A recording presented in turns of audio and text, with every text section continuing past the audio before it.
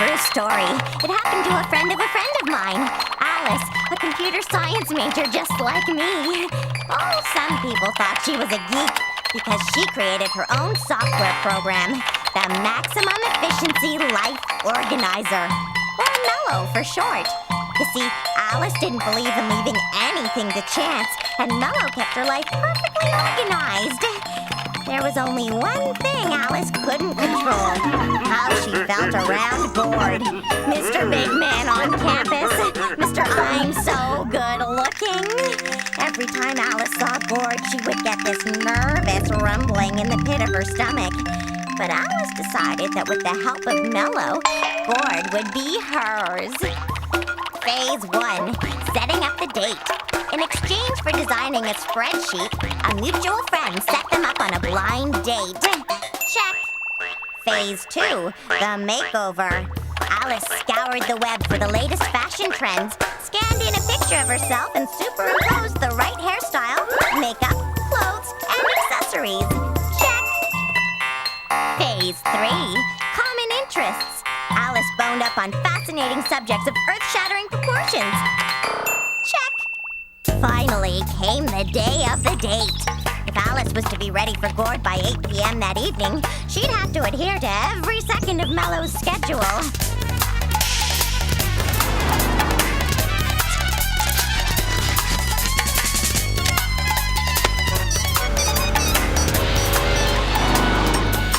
But at 4:46, Alice realized she was starving. She scanned the itinerary, but MELO didn't schedule time to eat. But if she didn't eat, she was going to faint. Alice raced to the kitchen. She checked the cupboards, the bread box, even the cookie jar. There was nothing. Her last hope was the fridge. Mustard? No. Sour milk? Grouse. A bowl of leftover chili? That would have to do. Alice scarfed it down and flew back upstairs to resume preparation. And at 7:59, there she stood in front of the mirror. Finished! Following MELO's plans, Alice transformed herself into a babe. Then she felt a rumble in the pit of her stomach. But Alice knew it was just a nervous reaction to thinking about Gord. Ding dong! And there he was. Alice opened the door. The look on his face told Alice that Gord was nailed. Except she just wished that feeling in her stomach would go away. Then it hit her. These weren't the usual nervous rumblings she got around Gord. The chili she'd eaten earlier was giving her gas. Oh no, not tonight. Gord made small talk, but all Alice could think of was her giant gas cramp. Then, once again, her genius mind came up with the perfect plan. Gord held open the car door as Alice eased herself into her seat. He closed the door and began to walk around the car.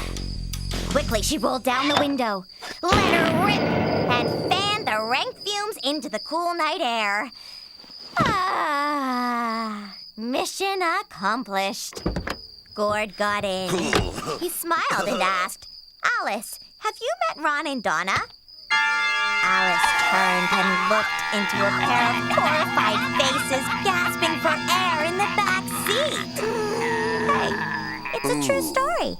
It happened to a friend of mine. Oh no, Alice never did go out with Gord again. But I know where you can find a used computer really cheap.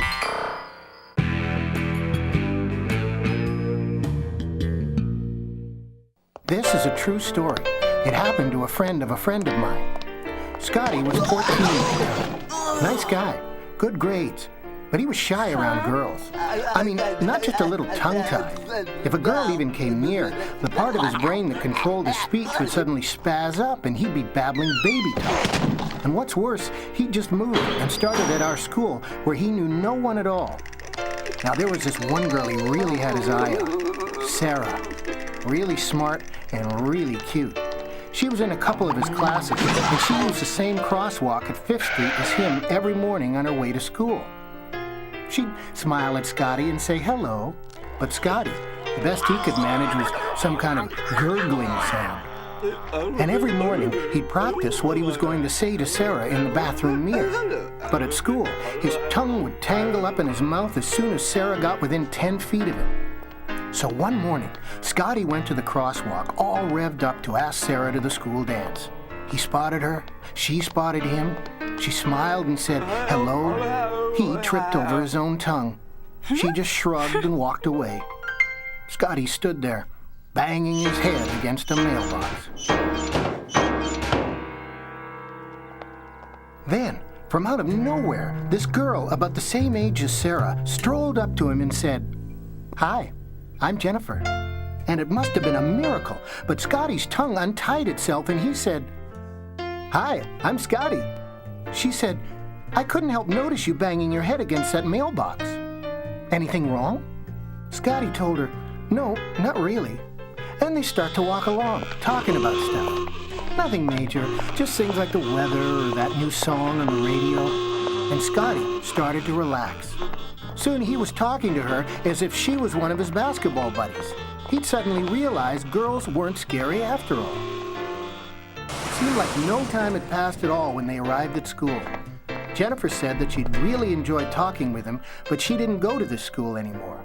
Okay, he thought, just his luck. But then she leaned over, gave him a kiss on the cheek, and walked away. Well, Scotty was suddenly a whole different person. He strolled down the school hallways saying hi to this girl, howdy to that girl. He gained a new confidence. He walked right up to Sarah and could hardly believe it, but real words came out. They talked a while, and he asked her out. But the even bigger surprise was she said yes. Scotty was so grateful to Jennifer for turning his life around, he wanted to thank her. He got her address from the phone book, and after school took all the money he had on him and bought a nice bouquet of flowers. He hurried to Jennifer's house, hoping that she hadn't moved or anything. He found the place all right. It looked pretty much like all the other houses on the block. He rang the bell. This lady, looking kind of like she's had a bad time of it lately, answered. He said, "Hi, is Jennifer home from school yet?" She smiled at him for a while like it was some old joke she'd heard before. Then she said, "Is she up to her old tricks again?" Old tricks? Scotty had no idea what she was talking about, so she explained. Jennifer likes to help people. And Scotty said, "She sure helped me." And the lady went on to tell him how Jennifer came back every year on that date to find someone who needed help. Scotty thought for a second and asked, "Back from where?" The lady said, "Jennifer died 10 years ago this very day. I guess she'll keep coming back as long as she's needed." This is a true story. It happened to a friend of mine. Whenever Scotty comes back to town, he goes down to 5th Street. But no Jennifer. She must be helping someone else.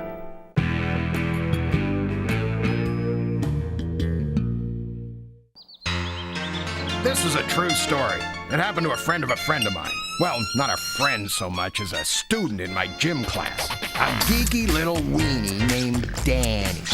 Now, Danny isn't like the other boys. He kept a plastic pen holder in his gym t-shirt pocket. And those glasses he wears, I'll bet the Hubble telescope didn't have lenses that thick. Like I said, Danny's not like the other boys in class. Certainly not like Biff and Garth, the 1-2 punch on my hockey team, football team, soccer team, and every other team I coach. Well, the other day at lunch, one of my linebackers wanted to see if Danny could eat a Twinkie through his ear. Imagine my surprise when Biff and Garth broke it up without so much as a crumb ending up in Danny's hair. And if that wasn't enough, they sat down and ate lunch with Danny. And then I hear Biff ask Danny if he's planning to attend the big Halloween dance. No, says Danny. Then Garth says his cousin's coming from Springfield this weekend, and she'd love to go to the dance. And Biff looks at Garth, and Garth looks at Biff, and they both look at Danny. There he is in mid-chew of his sandwich. And Garth says to Danny, "You're the man, Dan. She'll meet you at the dance at 8 sharp. They slapped him on the back, and I spent the next half hour cleaning egg salad off the cafeteria wall. Later, I heard Biff ask Garth if his cousin's still as ugly as she was last time she was in town. Braces, glasses, zits. Well, Garth thought about it for a minute and said, "It's Halloween, who'll notice?" Danny's more scared than he's ever been in his life. It's his first date. So, what to wear. He's got 15 costumes and tries each one on. Nothing works. Finally, he settles on Marty the Martian from the TV show Space Base Mars. And you know what? With that green makeup and those ears and that nose, well, Danny made a great Martian. And so he shows up at the dance. He was so scared he was tossing his cookies. Biff came as a football player, and Garth, well, bless him, he came as me. But Jenny had a great costume. She was dressed as a Dromidian from Space Base Mars, and her mask, it was scary how great it looked. When Danny saw that his date was a fellow Space Base Mars freak, I swear I saw a little color come through his green makeup. Danny and Jenny went off to the gym and danced up a storm. Jenny was just great, the nicest girl Danny ever met. They even won first prize in the couple's costume contest, a marriage made in Space Base heaven. And soon the dance was over. Danny offered to walk Jenny back home, and she said yes. And as they walked down the street, Danny got up enough courage to hold Jenny's hand. And that's when they found themselves on the front porch of Garth's house, where Jenny was staying. He wanted to give Jenny a kiss goodnight. In fact, she was starting to move closer and closer to him. So Danny inches closer and closer and wait! He stops. If this is going to be his very first kiss, he didn't want to kiss a mask. He wanted the real thing. So he reaches for Jenny's mask, and she pulls away. But he grabs it as she turns, and Jenny tells him to close his eyes, and she'll give him a kiss. Yes! So now, he's holding her Dromidian mask in his hand, and he's got his eyes closed and his lips puckered up and ready. And that, she plants a kiss right on him. Then he opens his eyes, and guess what? Jenny looks exactly like Danny. Curly ears, crinkly nose, glasses and all. They really and truly were made for each other. Yes, sir, that's a true story. And it happened to a friend of mine. And since that night, Danny still looks the same. Well, except for that goofy I'm in love look pasted all over his face.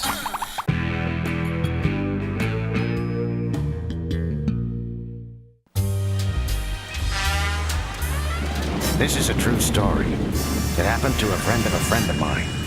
Joe was a traveling salesman whose territory covered most of the Omega sector. He drove around hawking what he called quality merchandise. Dime store stuff, grav jigs, and time coders. Business had been pretty good for Joe. He was a sharp dresser and liked the ladies. And the ladies, they liked him back. One night he was heading in from his last call. The rain was coming down in torrents, and Joe was feeling as miserable as the weather. He was getting drowsy, so he went to a diner for some Java. There was a prowl car parked outside, a big one of those Kolokov anti-grav jobs imported from Minsk. Joe parked a few spaces away from it. He sure didn't want to mess with one of those. The cop was showing mugshots to the counter help as Joe entered the diner. The lawman eyed the huckster with suspicion as the night dripped from his coat. Joe sat down and placed his order. The cop sat at the counter, a few seats away from Joe, and ordered the usual. The waitress slid him his coffee and dunkers, the usual. Joe eyed the counter help. They sure didn't make him like her anymore. A little rusty around the edges, but pretty well preserved, considering her age. "You haven't seen anyone out walking, have you?" said the cop, giving Joe the eye. "On a night like this, not a chance." "Why?" asked Joe, between sips of his coffee. "Because the slasher just broke out of the joint." "The slasher? Wasn't he the guy who—" "Yeah," said the cop. They turned their attention to the steaming Java. Finally, the rain began to let up. Joe paid his tab and headed back out to his car. As he strapped himself in, he glanced back at the diner. The waitress was talking to the cop and pointing right at him. Joe watched as the cop turned around and locked his electro eye on him. Joe started the hover glide unit and the car thrummed to life. The cop climbed into his cruiser. The Kolokov's boosters lifted it into a pursuit stance, pulled out and followed Joe onto the road. Joe looked into the rearview mirror. The squad car was gaining, fast. Now, Joe wasn't a guy prone to panic. But what had the waitress said to send the cop after him? And why? The squad car kept coming. He was right on his bumper when the cherry top flashed and a siren started to wail. A sheen of cold sweat broke out over Joe's body. The waitress, it was her fault.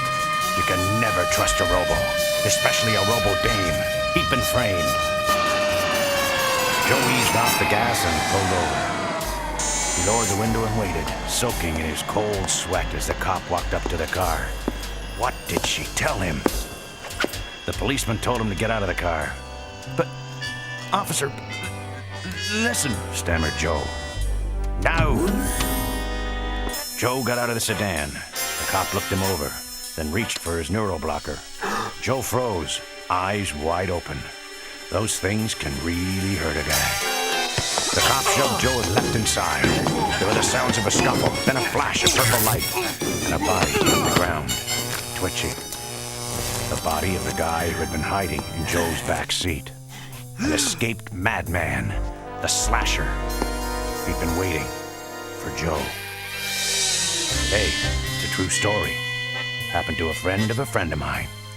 And I heard that after that little incident, Joe made a special request to the company. A transfer to a desk job.